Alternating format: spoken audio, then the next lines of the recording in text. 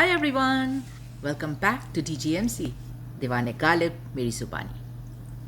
To all our returning viewers, we are very happy you could join us again.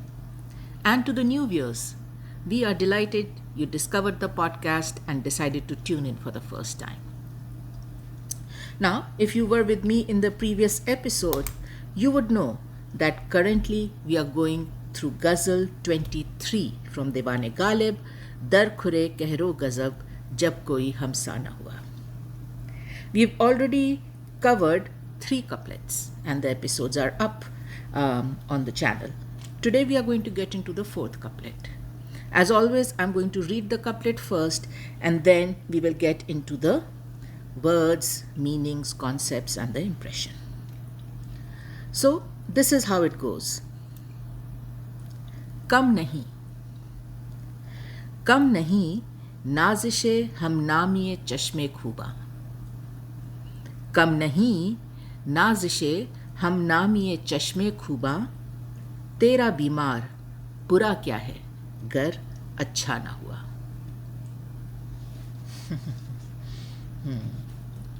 So let's do a quick approximate translation. First line. Kam nahin Naazish-e-Hamnaami-e-Chashm-e-Khubaan. It's no small matter of pride that I share my name with the name of the eyes of the beloved. Second line. Tera बीमार बुरा क्या है गर अच्छा ना हुआ. Beloved, your sick one, how can he be bad if he never got good? Now, as always with approximate translations, right? One-to-one translation will never work, but just to kickstart our discussion, this is the one-to-one approximate translation. Now, let's pick the keywords. We'll get into the first line. Kam nahin Naazish-e-Hamnaami-e-Chashm-e-Khubaan. सबसे पहला word, Naazish. Naazish translates to pride. Honor. Sometimes it can also be used to describe arrogance, haughtiness. But all in all, something you feel very proud about, something you feel very glorified about, something you can boast about. That is the sentiment behind Naazish. अर्श मलसियानी का ये शेर देखिए. वो जो शाखे गुल पे था आशियाना. वो जो शाखे गुल पे था आशियाना, जो था वजाए नाजिशे गुलिस्तां. वो जो शाखे गुल पे था आशियाना, जो था वजाए नाजिशे गुलसितां. गिरी जिस पे बर के शरार फशां, तुझे याद हो कि न याद हो. The approximate translation is that nest which was made on the branch, on the flowering branch, right? That nest which was the pride, and here comes that word Naazish, right? Which was the pride, which was the glory of the entire garden. That nest on which lightning struck. Whether you remember it or not, right? Whether you remember it or not, whether it is still in your memory or not, that is the nest I am talking about.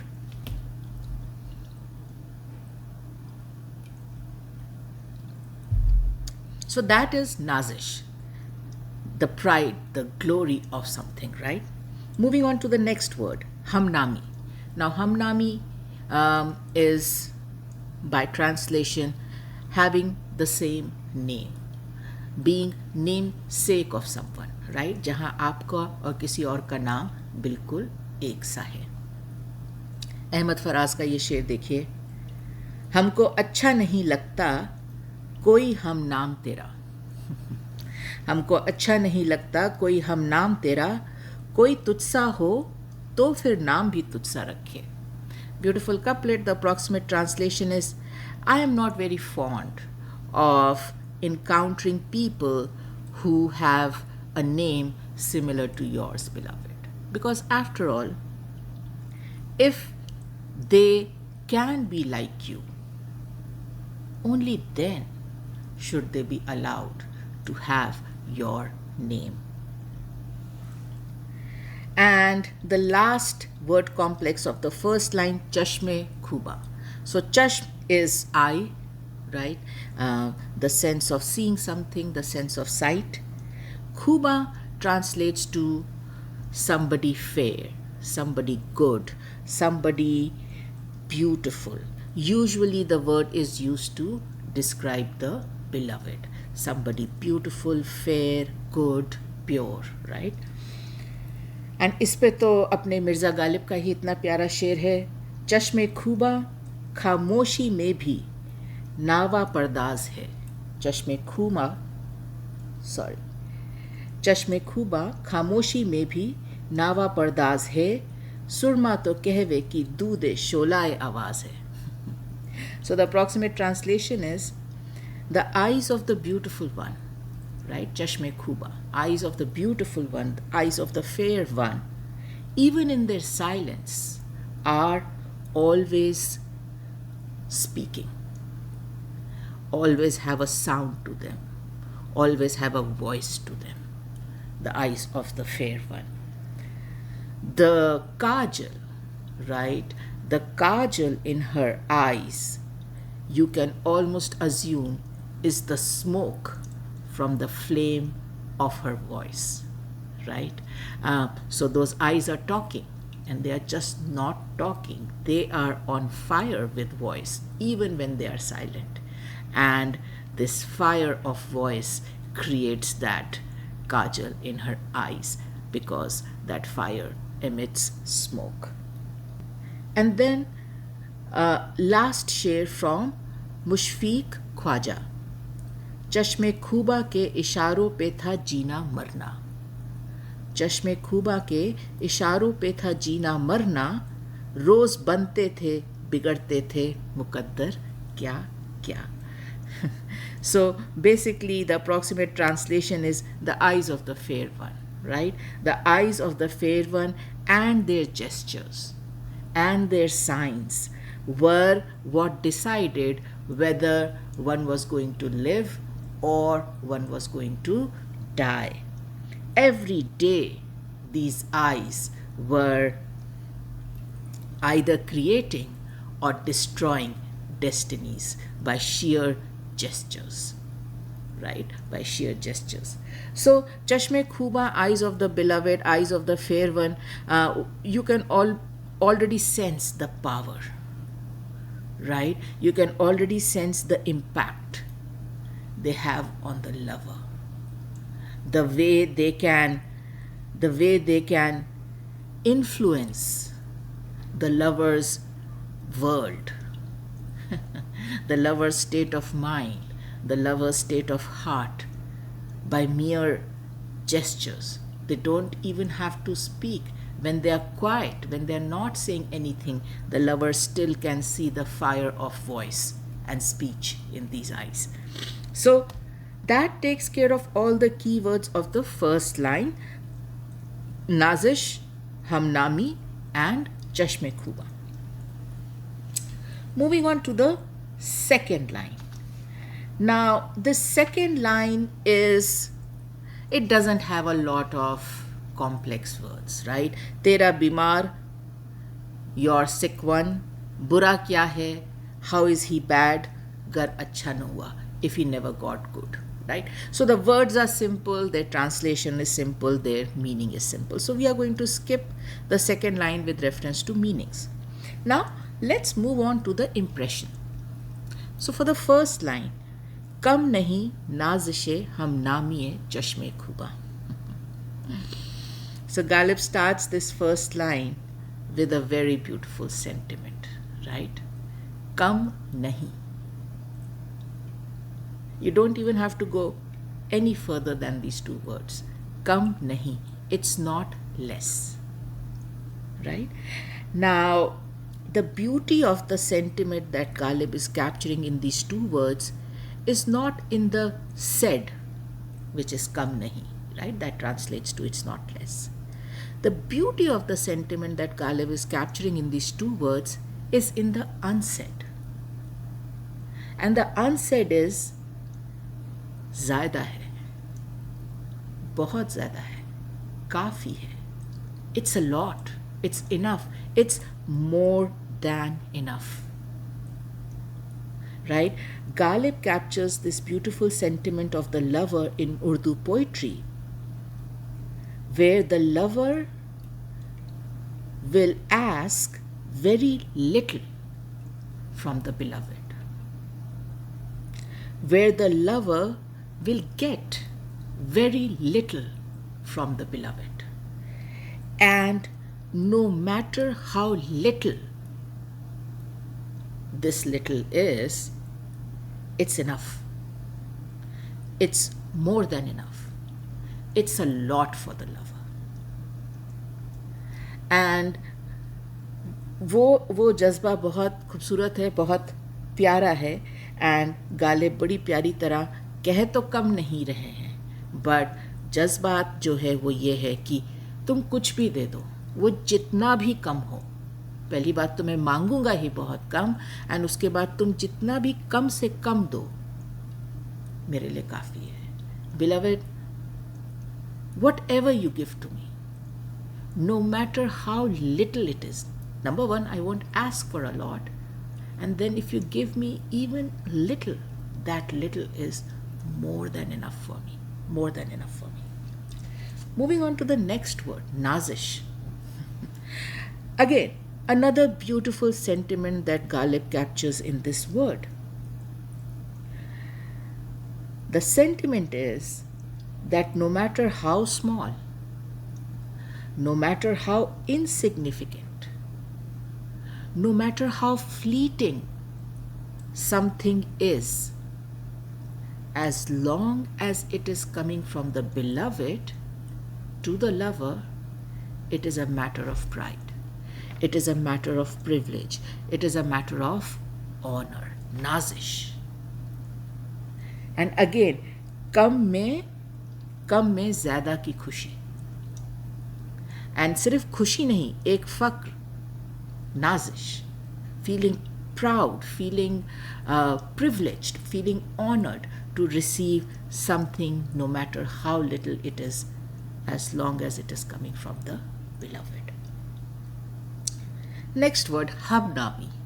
As we discussed in the meanings, Hamnaami is when you share a name with someone. That means your name and the name of the other person is same. So Ghalib here is talking about sharing a name with the beloved, right? Where Ghalib is going to be a namesake for the beloved, for the lover to have the same name as the beloved. Qateel Shifai का ये शेर देखें, जब भी आता है मेरा नाम तेरे नाम के साथ, जब भी आता है मेरा नाम तेरे नाम के साथ, जाने क्यों लोग मेरे नाम से जल जाते हैं. Now here, well, let's do the approximate translation. The approximate translation is, whenever my name is mentioned with your name, beloved, I don't know why, but everybody around me starts envying me. So it is a matter of privilege. It is a matter of honor. It is a matter of pride to be mentioned alongside the beloved, for the lover, right? So वही जज्बा गालिब यहाँ पर capture कर रहे हैं. इसमें एक catch है, वो ये है कि पहली लाइन कम नहीं नाज़िश-ए-हमनामी-ए-चश्म-ए-खुबां, ये बात तो समझ में आ गई कि गालिब बहुत फ़क्र महसूस कर रहे हैं.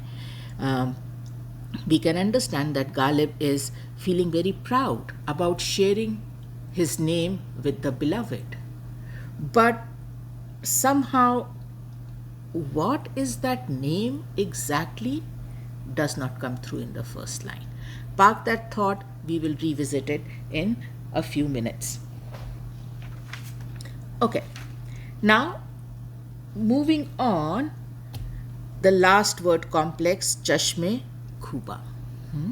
So, like we said, these are the eyes of the fair one. eyes of the beautiful one, usually used to describe the eyes of the beloved. So, Kam Nahin Naazish-e-Hamnaami-e-Chashm-e-Khubaan.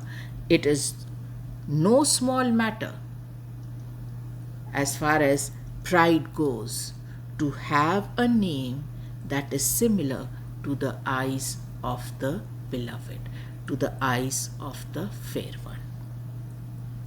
Moving on to the next line. तेरा बीमार बुरा क्या है गर अच्छा ना हुआ.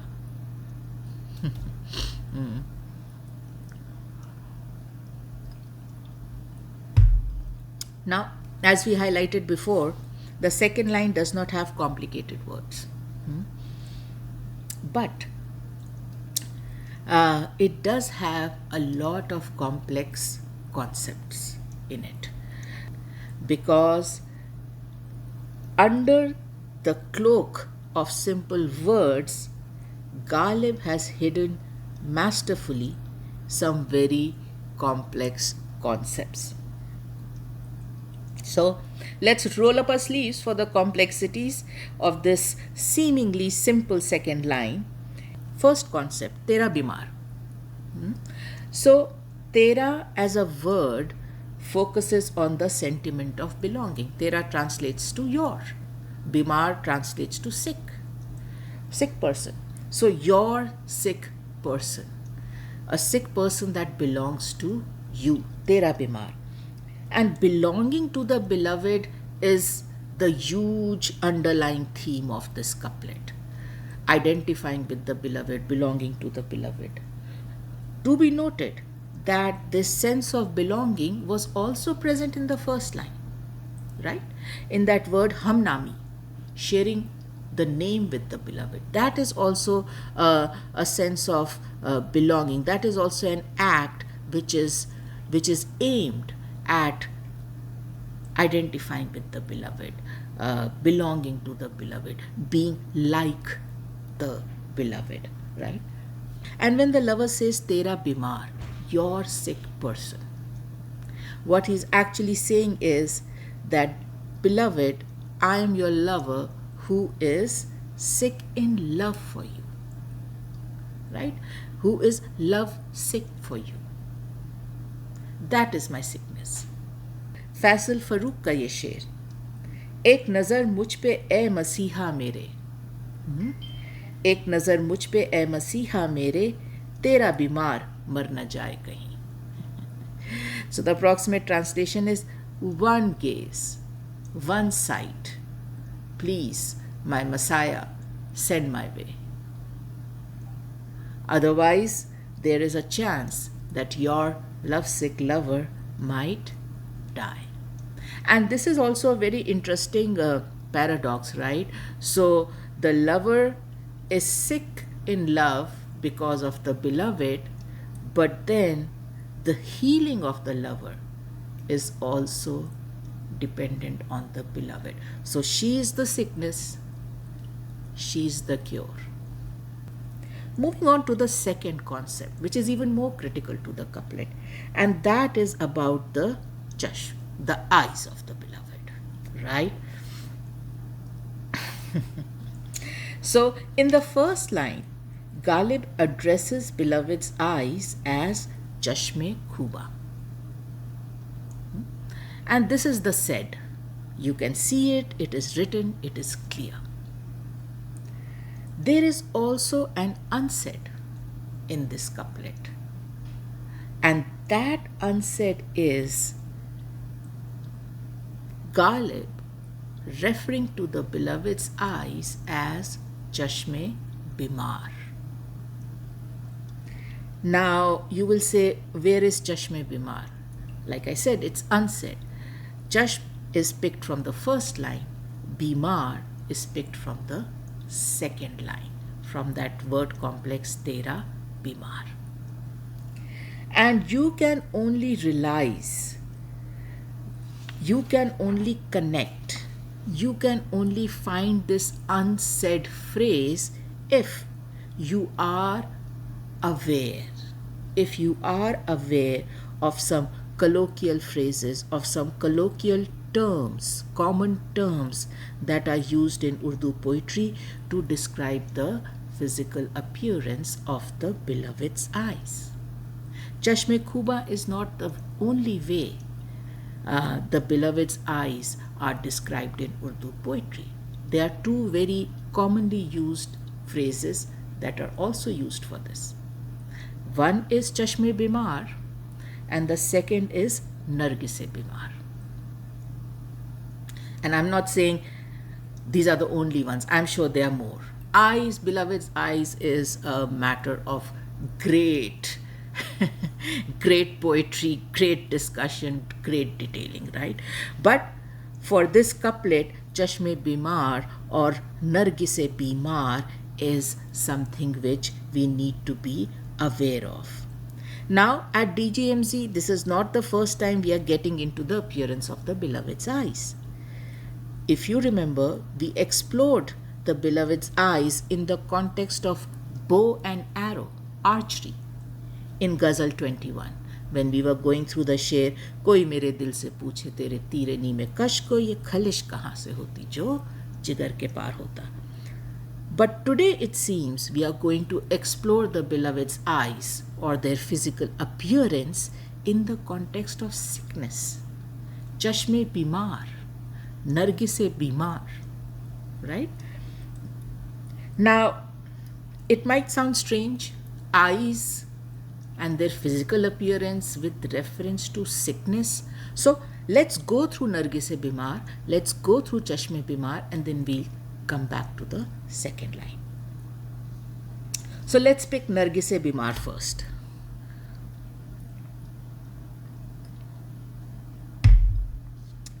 Now Nargis is a flower, as we know, and it translates to the narcissus flower in English. The narcissus flower has a very interesting story behind it, and we will briefly cover it because it is relevant to our impression. The story of Narcissus is a Greek myth about a young man who falls in love with his own reflection and is transformed into the flower that bears his name. Now, Narcissus was the son of Cephissus, the Boeotian river, and Liriope, a nymph. I might be butchering those names, pardon me. Narcissus was known for his beauty, but he didn't return the love of those who fell in love with him. One version of the story says that Narcissus was punished for rejecting the love of the nymph Echo, who wasted away with grief until only her voice remained.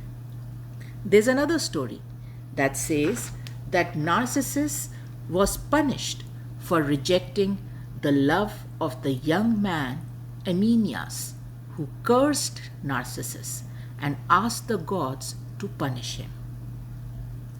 Either way, whichever story you believe in, Narcissus eventually lands up falling in love with his own reflection in a pool of water.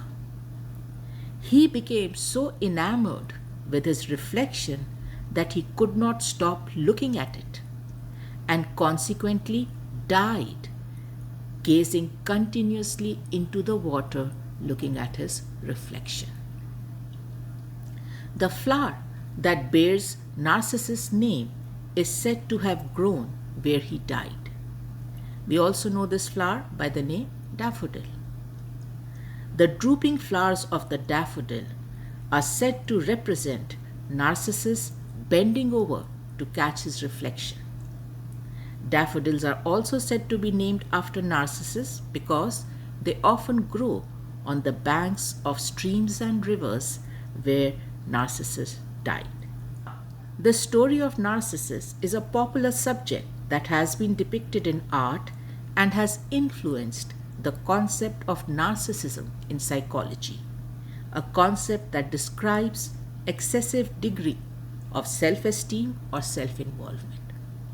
But in our couplet, we are referring to Nargis-e-Bimar specifically related to the posture, position, or physical appearance of Narcissus, both as the young Greek youth looking down into the water at his reflection, and also as the narcissus flower or daffodil flower with drooping down petals.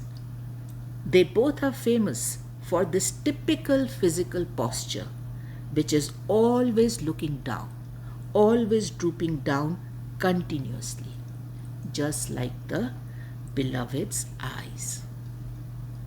And वहाँ से वो नाम है नरगिसे बीमार, right? Something which is drooping down, looking down, right? अभी मीर तकी मीर का शेर, मरते हैं तेरी नरगिसे बीमार देखकर, मरते हैं तेरी नरगिसे बीमार देखकर, जाते हैं जिससे किस कदर आज़ार देखकर. Approximate translation is we die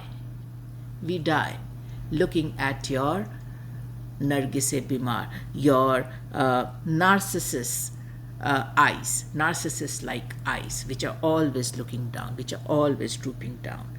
And this is how we live, right? This is how we live, looking at these eyes. जोश मलिहाबादी का ये शेर, ताकत है दिल में नरगिसे बीमार से तेरी, ताकत है दिल में नरगिसे बीमार से तेरी, क्या क्या मिला है जोश को सरकार से तेरी. So the approximate translation is, the strength in my heart is because of these narcissus-like sick eyes of yours, and these are the eyes that have given plenty. These are the eyes that have given plenty of fervor and strength and passion to this lover of yours.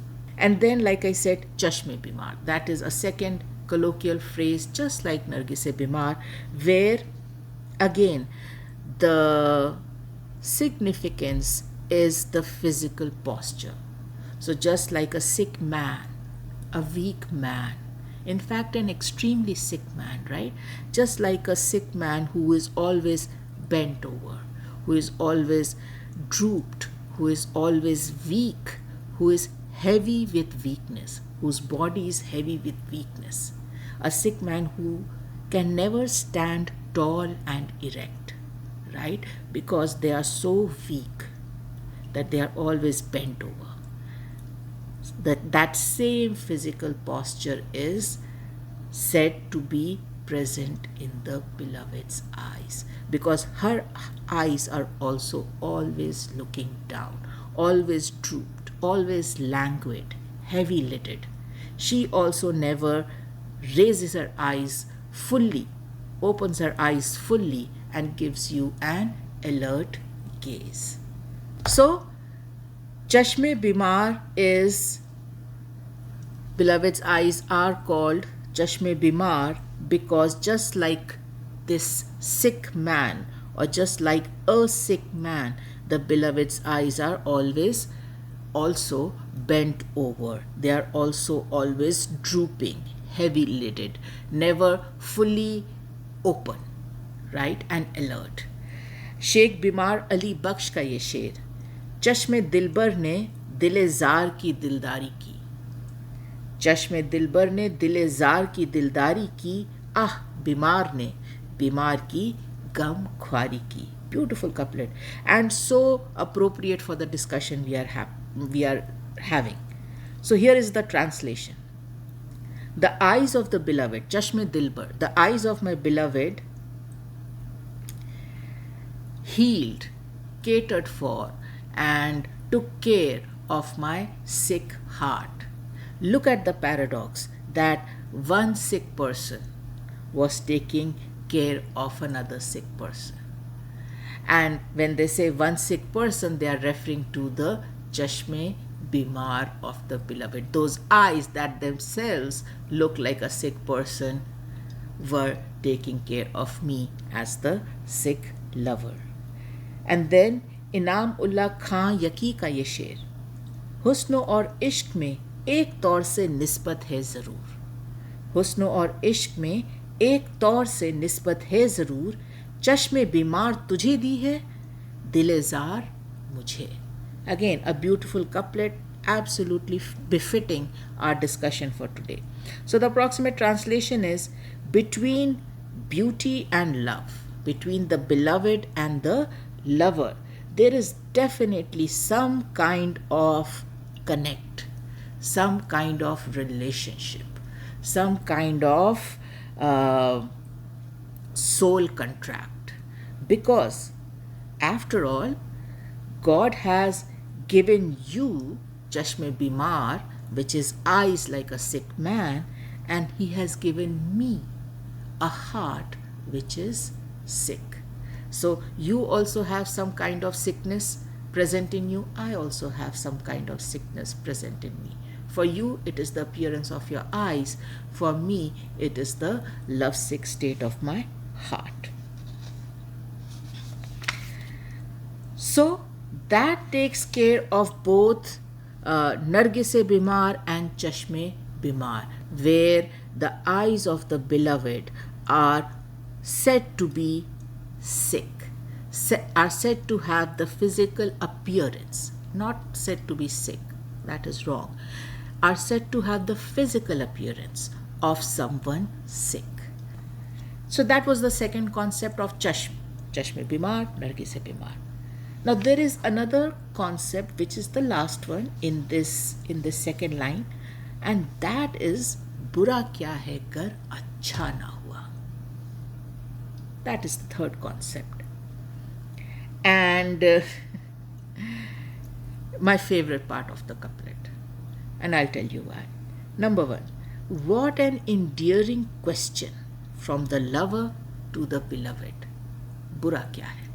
What is so bad about this? Right? The lover asks the beloved, what is so bad about this?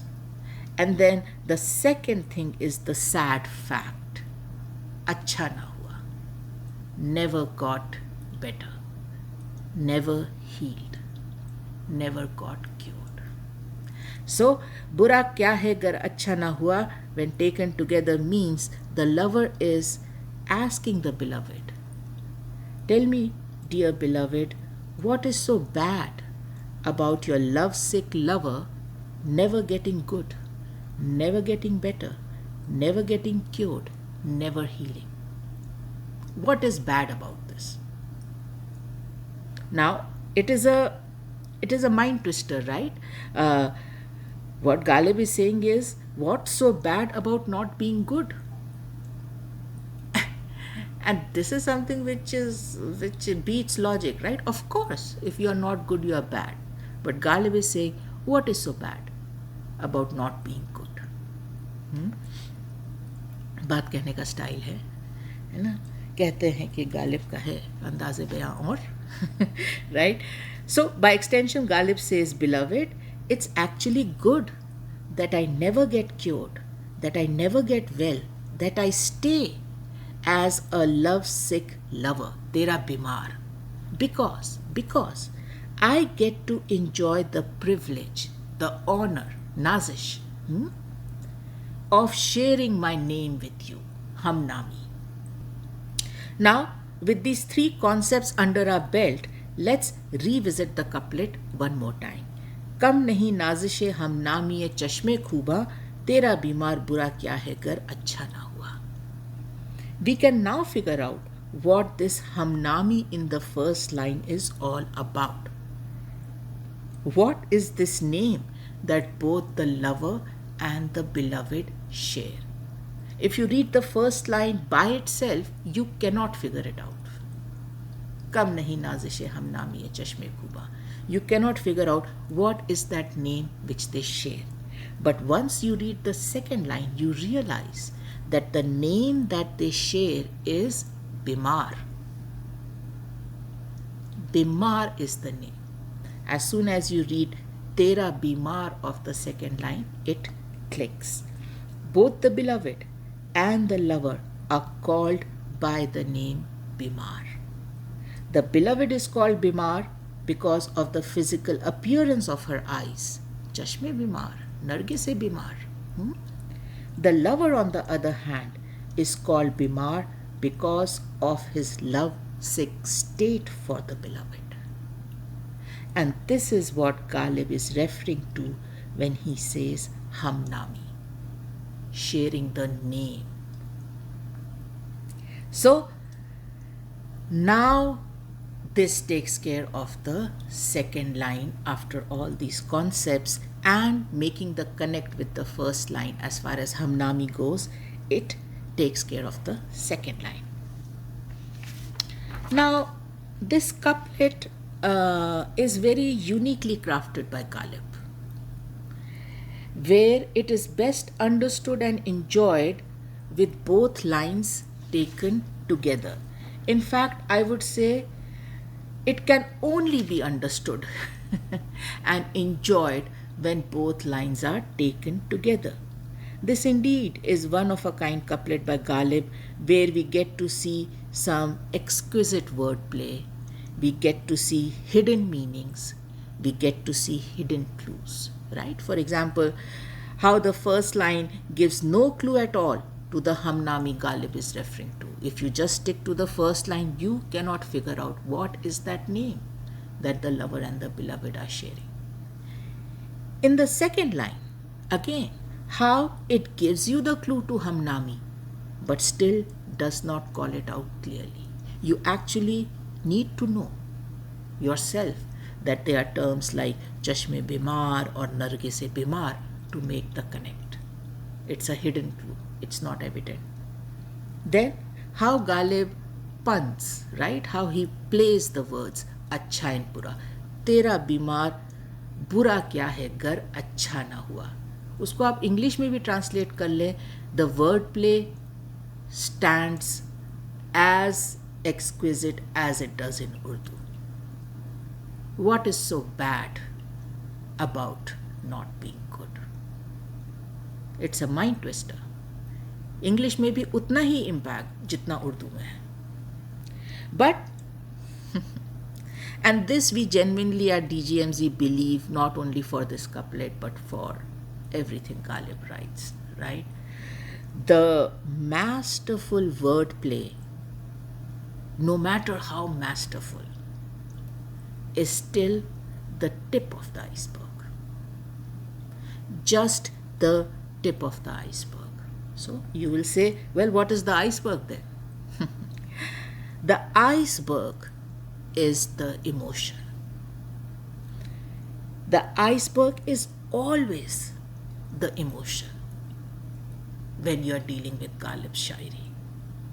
And आप सोच सकते हैं जब इतने खूबसूरत लफ्ज़ों से सिर्फ टिप बनी है, तो वो जज्बात जो आइसबर्ग बना रहे हैं उनकी खूबसूरती किस लेवल की है, उनकी इंटेंसिटी, उनकी इनोसेंस, उनकी प्योरिटी, उनकी कॉम्प्लेक्सिटी किस लेवल की है, उनकी डेप्थ किस लेवल की है. Underneath all this mastery of words and construction of this couplet, there lies a very innocent and a very intense depiction of the lover's longing to be connected to the beloved in some way, in any way, no matter how small, no matter how fleeting, no matter how expensive a price the lover has to pay for it. He wants that connect with the beloved.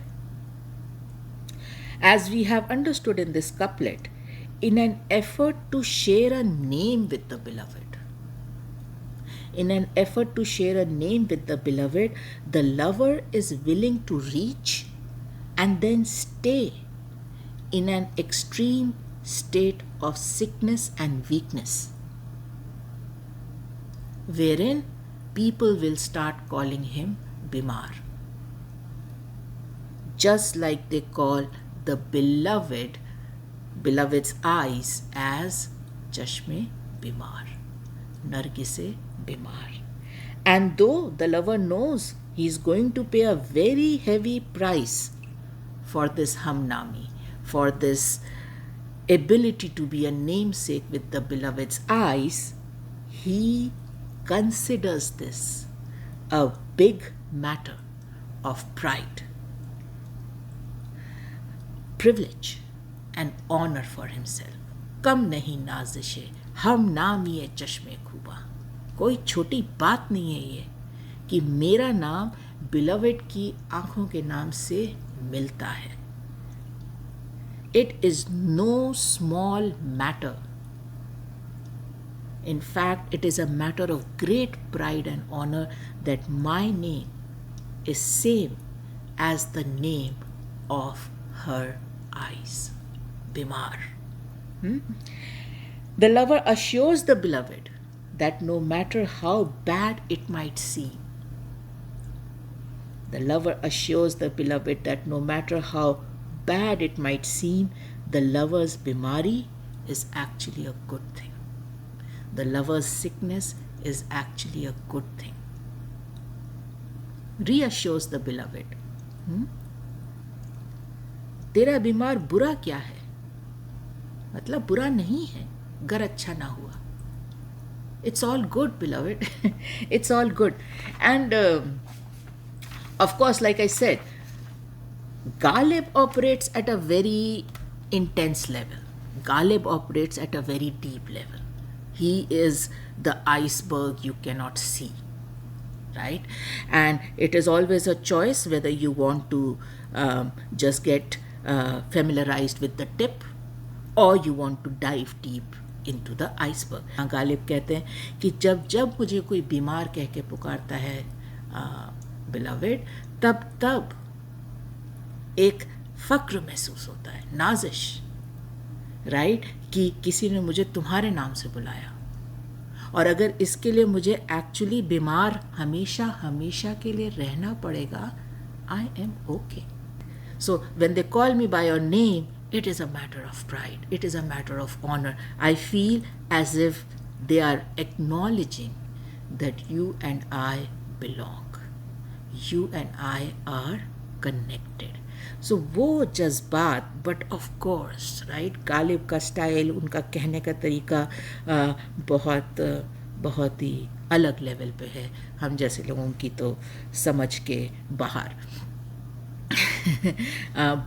but yeah, ऐसा लगता है कि वही basic sentiment drive कर रहा है इस couplet को, एक identification with someone you admire and love.